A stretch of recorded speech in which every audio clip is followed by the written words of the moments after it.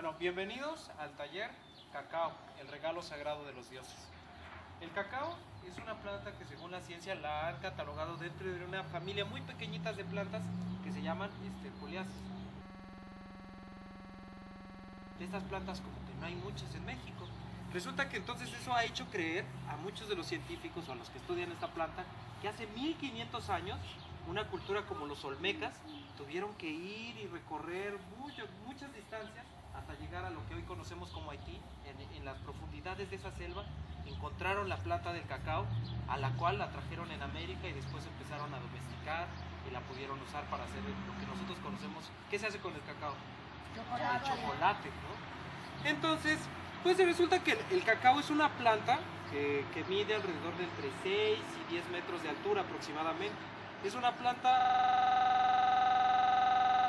muy interesante porque resulta que de las 4000 flores que da al año, solo 20 logran hacer un fruto como este, ¿no? Entonces el cacao da una parte muy pequeñita.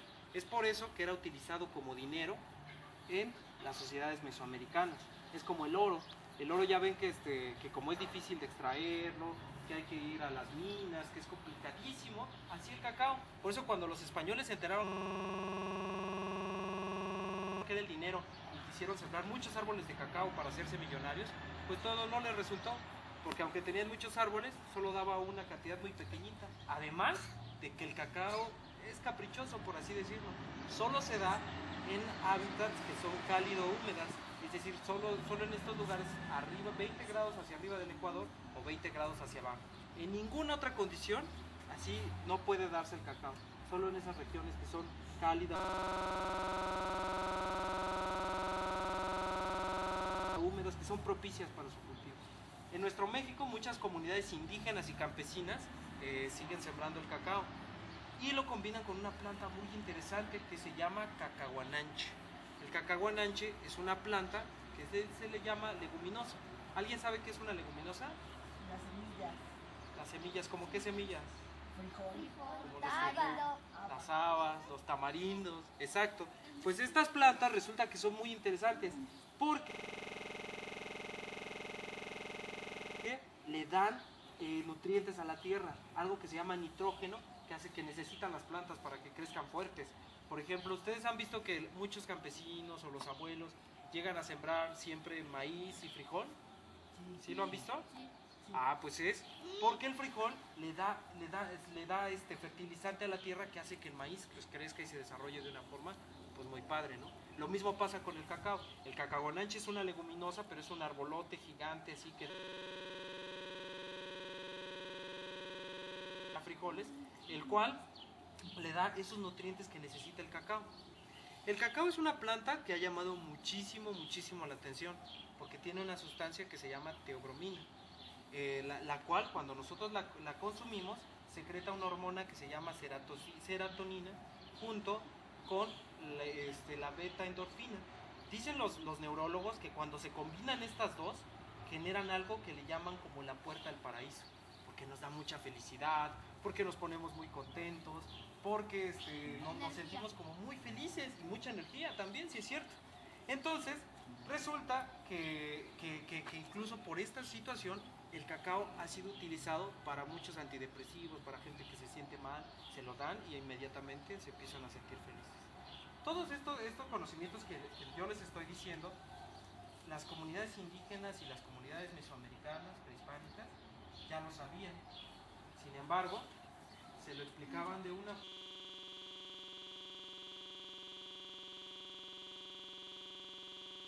forma pues muy distinta a la que nosotros conocemos el día de hoy.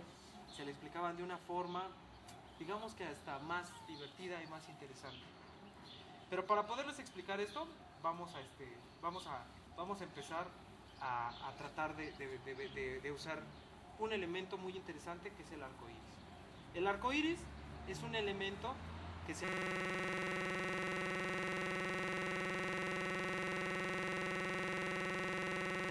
aparece solo cuando inicia la temporada de lluvias y solo cuando finaliza. Nuestros abuelos al verlo veían como esta señal que indicaba el momento en que iba a resurgir la vida, el momento momento en que todo se iba a reverdecer, el momento en que iba a haber muchas flores. Por ejemplo, ahorita el campo con la lluvia, ¿cómo se ve? Ahorita que está lloviendo, pues muy verde, muy bonito, ¿no? Lleno de vida. Con muchos animales, hay ranas y todo. Eso les emocionaba mucho a nuestros abuelos,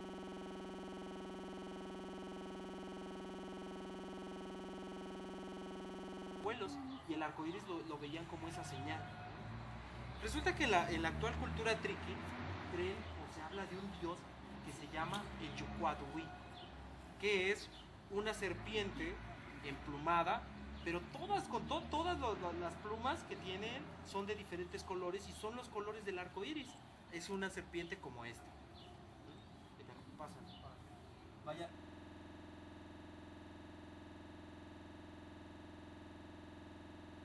Vayan viendo cómo era el Yucuatui de los triquis. Era una serpiente plumada, con muchos colores, muy, muy bella, ¿no? Que la veían pasar o la ven muchos viajar por estas tierras triquis.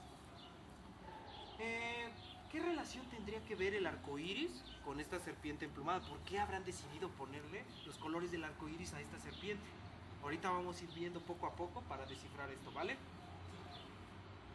Pero para poder entender esto, vámonos a otra cultura, que es la cultura mexica. La cultura mexica, ¿sí saben dónde se estableció? ¿En qué lugares habitó? En el Distrito Federal, en medio de una laguna enorme, en una ciudad que tenía una producción agrícola muy grande, en medio de chinampas. Era una ciudad muy bonita con la que se encontraron los españoles. De hecho, cuando los españoles hablan de esta ciudad, decían que no habían visto ciudad más hermosa con ella. Cuando Hernán Cortés le envía unas cartas a Carlos V para informarle sobre todas las cosas que había aquí, ellos no podían creer de la belleza de este sitio. Entonces, ¿a quién se les parece Yucuatui? ¿A qué dios de los mexicas? Quetzalcóatl. ¿Que alguien sabe qué significa Quetzalcóatl? Serpiente emplumada. Serpiente emplumada, así es, era la serpiente emplumada. Resulta que la serpiente emplumada era un dios muy, muy apreciado por los mexicas, porque resulta que Quetzalcóatl le robó a los dioses el maíz para dárselos. Dicen que se convirtió en una hormiguita y encontró la guarida donde estaba esta bóveda donde guardaban el maíz y se robó un granito para dárselo a los dioses y que ellos pudieran comer el mismo alimento que comían los dioses. Cuentan que Quetzalcóatl también le robó las artes, les robó los calendarios. ¿Saben para qué era importante un calendario para estas culturas? Para saber en qué partes del año tenían que sembrar. Exacto, en qué partes tenían que sembrar, para saber todos los movimientos de los astros que los ayudaban a guiarse, a construir. Por ejemplo, ellos eran una cultura que se guiaba mucho por la visualización de los astros, por la posición de todo el mundo cósmico. Entonces, también aparte de Quetzalcóatl les da la escultura, por ejemplo, todo esto, pero todos estos elementos que les da eran indispensables para construir. Ellos consideraban que eran necesarios para construir las grandes ciudades, para hacer las grandes civilizaciones, para construir esas pirámides enormes que vemos en Teotihuacán, para construir los grandes acueductos, los grandes templos y todo ello, ser el gran ejército, porque los mexicas eran un gran ejército que iba conquistando muchos pueblos de los alrededores. Entonces, ellos sentían que todos estos regalos que les había dado Quetzalcóatl eran los que les habían dado este poder enorme, ¿no? Entonces, pero entre todos esos regalos que Quetzalcóatl les había dado, uno de los regalos era el cacao. ¿Qué importancia habrá tenido el cacao? ¿Alguien se lo imagina? Podría ser el dinero, pero algo por ahí oculto. Por su economía quizás. Bueno, para entender esto vámonos a ir a una cultura maya. Una historia muy bonita que son de dos gemelos, Hunahpu y Xbalanque, escrita en el libro sagrado de los mayas, el Popol Vuh. Un libro que fue de los pocos que lograron rescatarse después de que se quemaron muchos de los códices y muchos escritos por los frailes que venían a conquistar y que lo veían todo eso como demoníaco. Resulta que Hunahpu y Xbalanque son muy parecidos a Quetzalcóatl. Al igual que ellos, Quetzalcóatl tenía su gemelo, que era Xolotl. También él había viajado al inframundo. También había derrotado a los seres de la muerte. También había resucitado para poder vencer a sus enemigos. Eran dos personajes que podríamos decir que eran iguales. Que Hunahpu y Xbalanque, la historia que les voy a contar, y Quetzalcóatl, el dios que les dio ¿qué? ¿Qué les dio a los hombres? El maíz. El maíz. El frijol, el cacao. cacao, El arte. el arte. Este dios también se puede decir que es el mismo que Hunahpu Ishbalanque. Tienen muchas cosas muy similares. Resulta, vamos a empezar a contar la historia. Resulta que el tío y el papá de Hunahpu Ishbalanque, que también eran gemelos, un día estaban jugando el juego de pelota. ¿Sí saben cómo era el juego de pelota? A ver, ¿quién me lo puede explicar? Era un círculo así grande que con una pelota Sí, exacto, que era como de la... Pero era pegarle con la cadera. Exacto. Con las partes del cuerpo. Exacto, No sí. podías agarrarle y ponerla tú. Y el que perdiera tenían que Sacrificar sacrificarlo. a Sí, jugador. era una cuestión muy ritual, muy de Dios, muy para adorar a los dioses. Pues resulta, imagínense que un día con Hunahpu Ishbalanque estaban jugando en la tierra pelota, ¿no? Y le pegaban con la cadera, con las extremidades, como dice.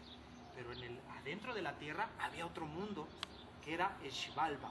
Era como un mundo adentro de la tierra, el mundo donde iban los muertos. Entonces, cuando estaba jugando con Hunahpu Ishbalanque, los dioses del Xibalba empezaron como a sentir que la tierra temblaba y empezaron a escuchar mucho ruido y empezaron a molestarse, ¿no? Dijeron, ¿quién nos está molestando? ¿Por qué hacen tanto ruido?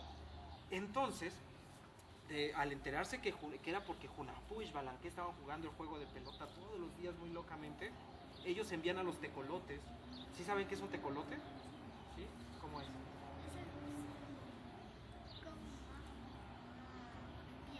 Como de piedra. No, pero el animal, ese es el tejolote, ¿no?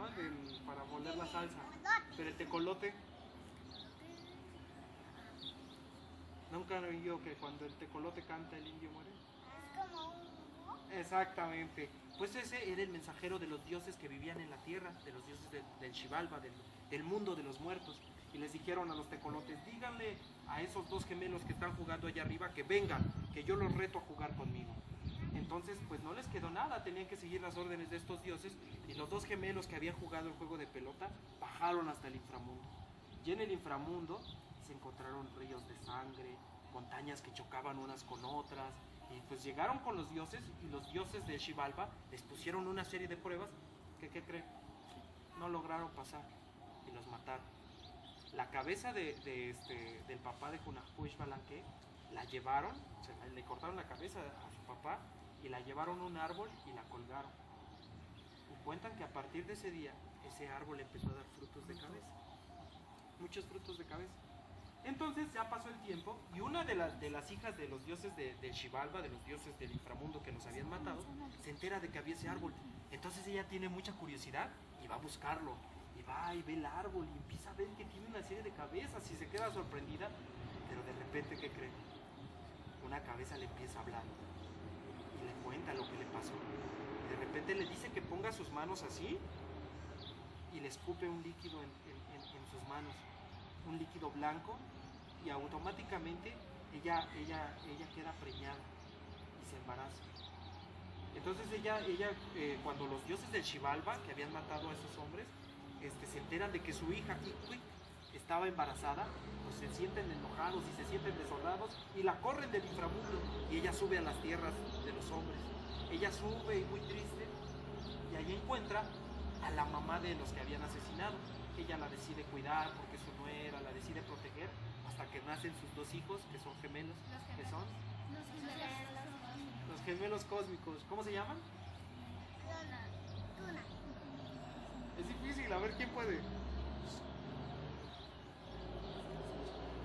Hunahpu, a ver repita, Hunahpu Ishbalanque.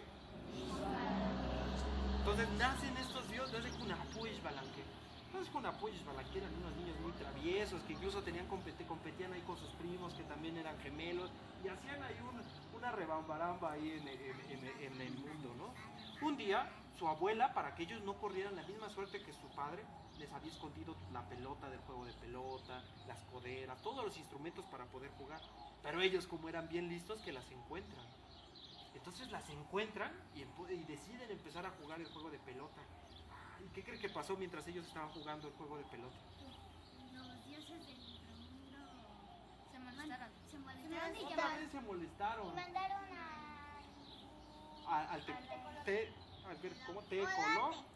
Al tecolote los volvieron a escuchar que están diciendo, pero si ya los habíamos destruido a los que jugaban y no nos dejaban dormir en paz y hacían que sonara la tierra, y otra vez está haciendo ruido. No, dice, pues vamos, otra vez mandaron a sus tecolotes para avisarles que querían verlos a ellos y los retaban también, así como a su papá y a su hermano, los retaban otro juego de pelota. Igual cuando entraron Hunahpu y Xbalanque al inframundo, volvieron a ver vieron esos ríos por primera vez de sangre, esas montañas que chocaban y que ponían en riesgo su vida. Ya cuando tuvieron enfrente a los dioses del inframundo, los dioses del inframundo les dijeron que les iban a poner unas pruebas. Una de las pruebas, o la primera, era mantener un tabaco como este, encendido, sin que se consumiera. ¿Si han visto que el tabaco se va consumiendo así, o los cigarros? Sin que se consumiera o se les apagara. Entonces no sabían cómo hacerle. Pero Hunahpu y Xbalanque eran bien cocos. Y entonces que agarran y ven una luciérnaga y se la ponen en la punta del tabaco. Se la ponen, entonces los dioses cuando lo ven, pues no lo aprendieron, lo tenían ahí y estaba encendido, ¿no? Entonces cuando entran los dioses y lo ven, dicen, no, está prendido el tabaco, han superado la prueba. Entonces pues ya estaban contentos con Hunahpu y Xbalanque. Jugaron un juego de pelota con ellos y los derrotaron. Ellos ya creían que los habían ganado a los dioses del Xibalba, pero los dioses del Xibalba no se iban a dar por vencidos y les dicen, pues les ponemos otra prueba.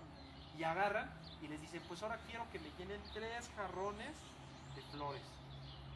Pero resulta que no eran flores cualquiera, sino que eran las flores de los jardines de los dioses del Xibalba, que estaban custodiadas por los ayudantes de estos dioses y por ellos mismos, para que no dejaran entrar a nadie a robar estas flores, ¿no? Entonces Hunahpu y Xbalanque empezaron a pensar y vieron una pequeña hormiguita que caminaba por el suelo y le dijeron, oye hormiguita, échanos la mano, ¿no? Tú que puedes viajar a los jardines sin que nadie te vea porque eres pequeñita, róbate las flores junto con tus amigas y nos llenan los jarrones.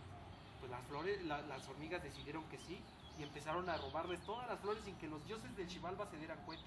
Cuando ellos llegaron, volvieron a ver los 3 jarrones llenos, repletos de flores y se molestaron mucho.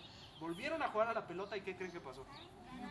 Les volvieron a ganar Hunahpu, Y Xbalanque. Eso, Hunahpu y Xbalanque, les volvieron a ganar. Entonces ahora les dijeron, pues les ponemos otro reto. Y los enviaron a la casa de la obsidiana. ¿Sí han visto la obsidiana? Sí. ¿Cómo es? ¿Cómo es? ¿Cómo es la obsidiana? Negra. Ajá, era como se puede decir que ahora el metal para nuestra sociedad o para las sociedades europeas, ahí era la obsidiana la que se usaba para cortar las cosas o para las guerras. Pero en ese tiempo todavía no se usaba, ahorita les voy a contar lo que Pero pasó. son como cúter. Ajá, exacto, como un cúter, como una navaja muy filosa. Eran muy, muy filosas, sobre todo la obsidiana dorada. Pero bueno, ya les contaré. Resulta que cuando entran a la casa de la obsidiana, había un montón de flechas que los querían atravesar y todos se quedan así. Pero eran como ellos también tenían una facilidad de palabra muy buena, empezaron a decirle a la obsidiana, no nos mates, si no nos matas, te doy chance de que mates a todos los animales, que seas un instrumento de cacería y que puedas matar a los animales de la tierra, son muchos más que nosotros dos. Entonces la obsidiana se quedó pensando y dijo, yo creo que sí, me conviene ese trato. Y entonces decidieron no matarlos. Los dioses otra vez se vieron derrotados, volvieron a jugar de la pelota y ¿qué creen que pasó? Les ganaron, pero los dioses ¿qué hicieron? Trampa. ¿Qué les dijeron? Que les iban a qué? Hacer otra prueba. Hacer otra prueba. Ellos dijeron, no, pues les vamos a poner otra prueba. Y tuvieron que entrar a la casa del jaguar, tuvieron que entrar a la casa del frío, tuvieron que entrar a la casa del fuego y todos esos retos los superaron. Entonces de repente se dieron cuenta que eso nunca iba a terminar, que los dioses de Xibalba no querían perder nunca y que no iban a dejar perder nunca, así que tendrían que buscar otra forma de hacerlo.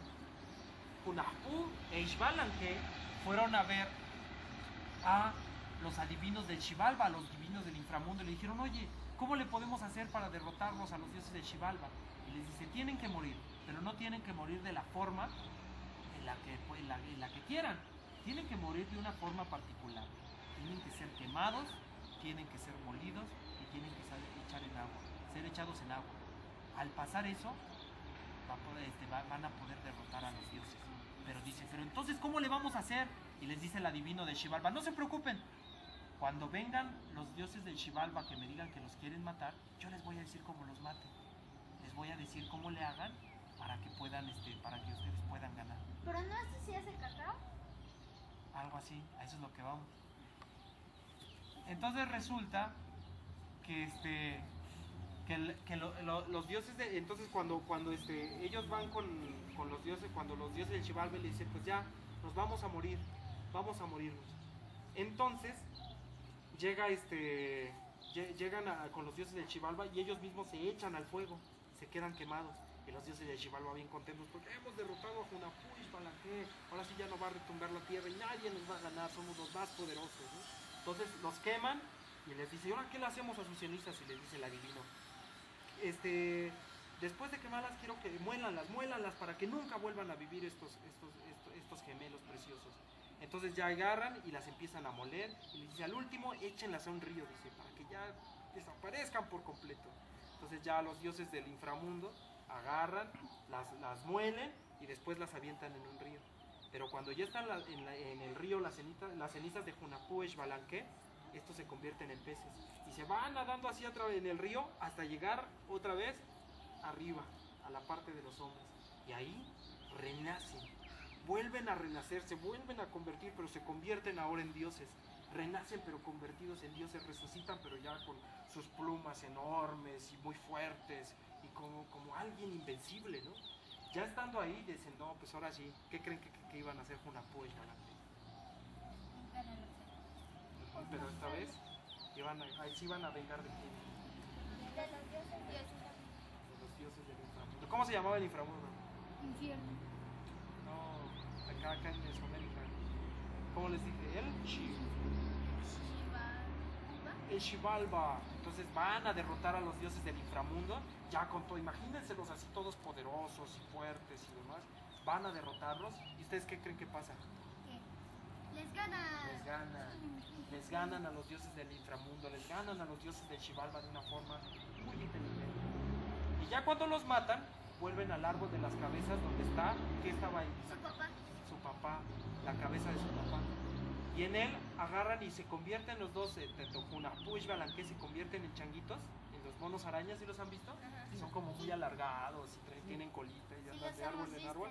Pues se convierten en esos y se suben a al árbol de las cabezas y bajan las cabezas. Y las cabezas se las entregan a los hombres. Y les dicen, estas cabezas se las regalamos. Así como Quetzalcóatl, ¿se acuerdan?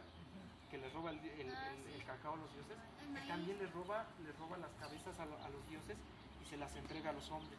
Y les dice, estas cabezas tienen que tostarlas como nosotros fuimos tostados. Tienen que molerlas como nosotros fuimos Molidos.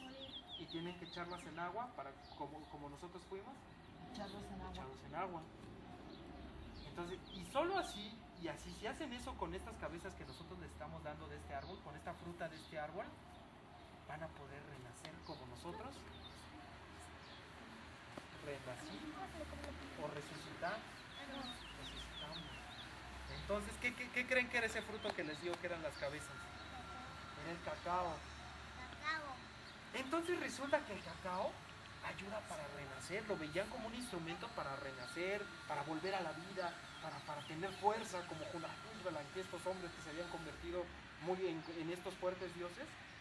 Entonces resulta que el cacao, ¿se acuerdan que tenía? Que tenía una sustancia que ¿qué te hacía?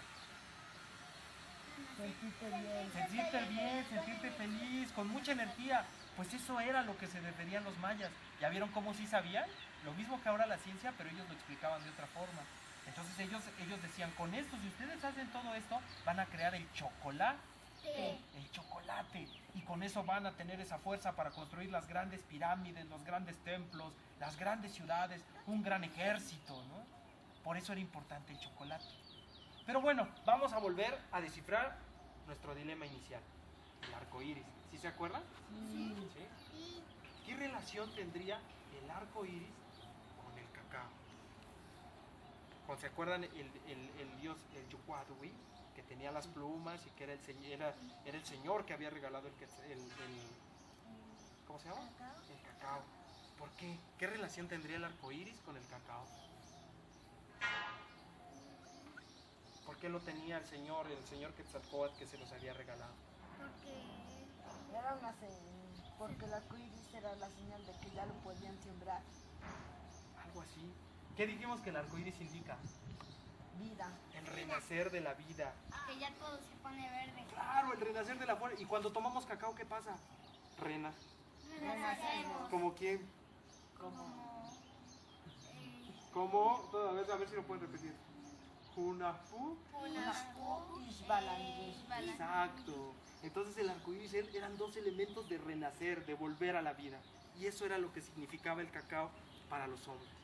Hoy nosotros comemos cacao, pero en forma de chocolate, en barra, en gran parte, o a veces líquido. ¿Qué marcas conocen ustedes? Hershey's, Carlos V, Abuelita. Snicker, Cremino. Pero, ¿ustedes han sentido como que se renacen y esto? No, yo me pongo loco. Por lo regular, este chocolate que ahora nos venden no tiene ni la mitad de todos los nutrientes que tiene el cacao, el verdadero cacao. Resulta como el cacao era un poquito amargo, le echaron mucha azúcar, luego le echaron cierta harina, le echaron sustitutos de cacao, le echaron muchas cosas, muchas cosas, y pues ya no tiene todas estas propiedades naturales que los mayas veían o que los mexicas veían. Resulta que empezó a ser un chocolate muy muy pobre, ¿no? Pero también antes lo bebían como que en agua, ¿no? Ah, claro. Sí. Antes el chocolate, y de hecho en muchas de las comunidades indígenas todavía se sigue tomando el chocolate con agua y sabe bien rico, ¿no? Resulta entonces nosotros vemos al chocolate como el chocolate industrial, pues ha acabado con muy gran parte de la industria, ha acabado con gran parte de los conocimientos tradicionales de nuestros pueblos, que tenemos que valorar, que tenemos que nosotros mismos, que igual aprender a diferenciar entre un chocolate industrial y un chocolate bueno. Muchas veces como vemos un poquito el chocolate, un poquito amargo el chocolate tradicional, le decimos, no, fuchi, pero ¿qué tiene el chocolate tradicional? Es mejor. Energía, tiene ese vigor, tiene esa fuerza que nunca vamos a poder encontrar en el chocolate comercial. Es sencillamente porque el chocolate tradicional es el verdadero regalo de los dioses.